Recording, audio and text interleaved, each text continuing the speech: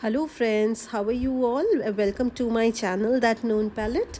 Today I am sharing you my recipe for rava dhokla in microwave. Yes, I'll be making it in microwave. For that I have taken semolina, suji, rava, whatever you call, 1 cup of that, and mixed it with curd, little bit of salt, little bit of hing, and kept it aside for 15 minutes. After 15 minutes I am gonna mix 1 pouch of eno or a good rice and beat it properly, mix it well, so that it can give a good rice with good sponge. So I will make it in microwave and cook for 2.5 minutes.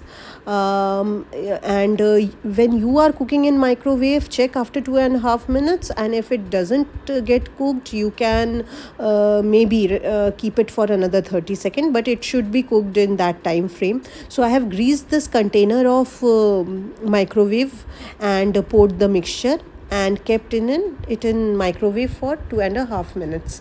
So after 2.5 minutes it will be all ready. Actually my dhokla was completely ready. You can see here,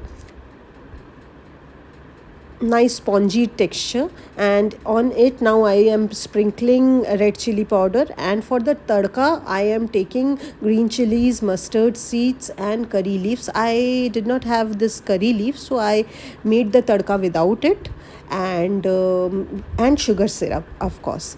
So basically here I am cutting this dhokla, and you can see the knife is coming out so clean. This means that the dhokla is cooked properly, and see how well it has come out.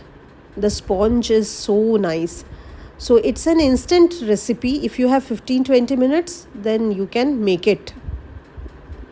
So guys, if you are new to my channel, please subscribe to my channel, like, share my recipe, and that's for today. Thanks for watching. Take care. Bye bye.